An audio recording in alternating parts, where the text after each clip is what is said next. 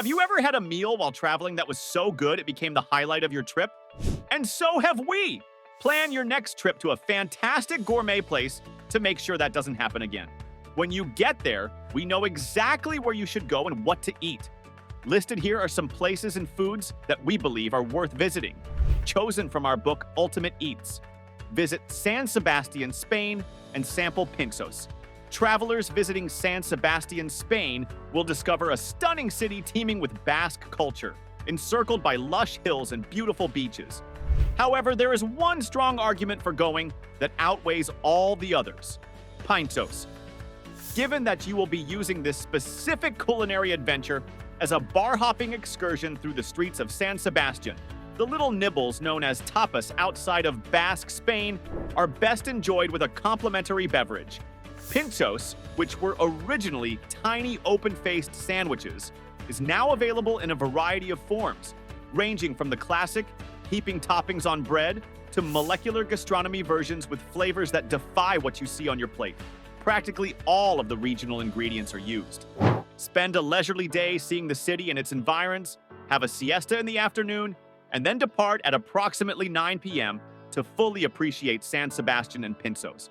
Your next bar, a brand new menu full of delectable goodies, and a brand new crowd of diners will never be more than a few minutes away. In Kuala Lumpur, Malaysia, eat curry laksa. Wandering the streets and discovering amazing small hawker centers nestled into the shadows of tall skyscrapers is one of the most fascinating aspects of visiting Kuala Lumpur. The experience will be fully completed when you try a deep and creamy curry laksa at this sensory feast. You'll find rival curry laksa stands fighting for your business on Madras Lane, which is located off Pedaling Street. Choose the person with the longest line.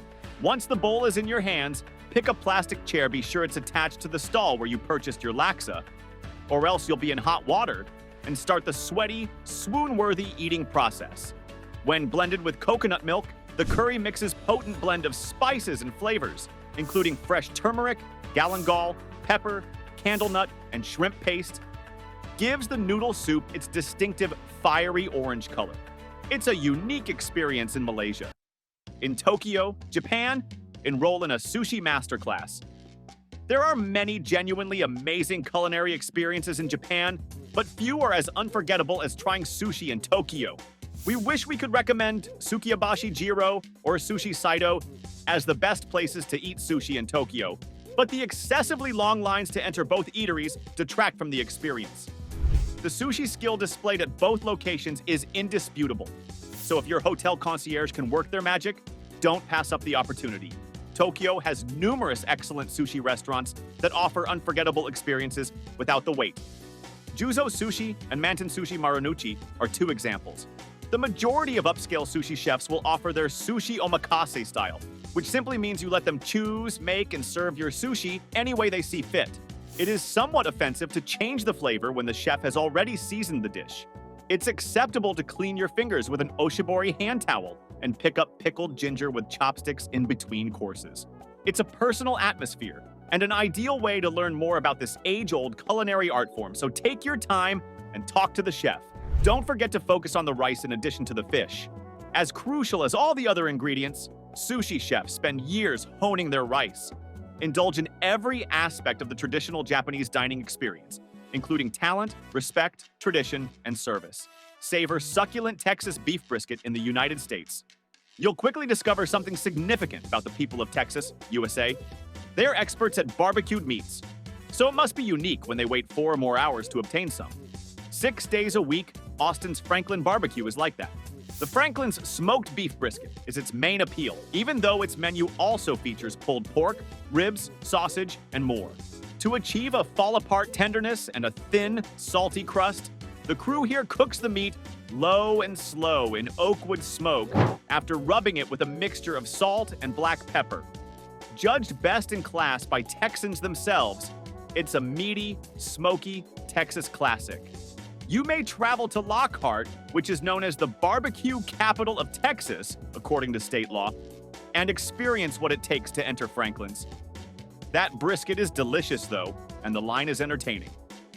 While you wait, you can enjoy a beer and chat with some amiable Texans.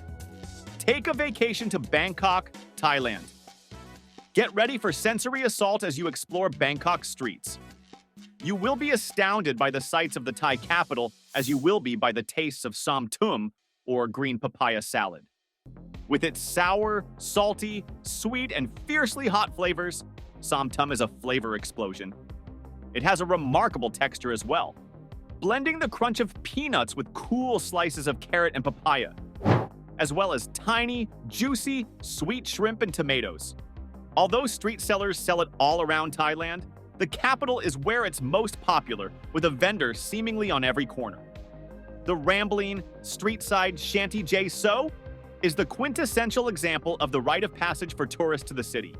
Grabbing a plate of som tum on the street, amidst all the traffic congestion and the oppressive heat. However, if you would rather honor your salad in relative seclusion, the Siam Center on Siam Square's Som Tam Nua restaurant serves a respectable version that is still delectable, despite being mildly adapted for Western palates. Smørrebrød in Copenhagen, Denmark, with a ton of toppings. Travelers seeking to take in modern art, marvel at stunning architecture, and shop for vintage clothing are drawn to stylish Copenhagen. A Danish smørrebrød, the ideal meal in Copenhagen, is anything from fussy. Simply take a slice of rye bread, spread it with butter, and then top it with as many delectable things as you desire. However, it's not that easy. Some guidelines for smørrebrød help to make it more than just a slice of bread with toppings. When eating more than one type of smørrebrød at once, which is almost always the case, good luck stopping at one! You start with the slice with herring, then fish, then meat, and finally cheese. First, thin toppings are applied, followed by the bulkier sort. To prevent one flavor from ever overpowering the others, this meticulously planned sequence is meant to gradually guide your palate through the flavor combinations.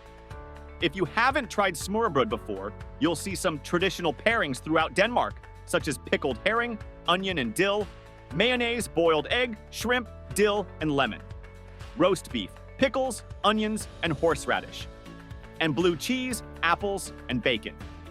However, these represent only a small portion of the nearly infinite assortment of toppings. The open-faced sandwich has been served since 1877 at Restaurant Schoenemann, a smørrebrød institution in Copenhagen.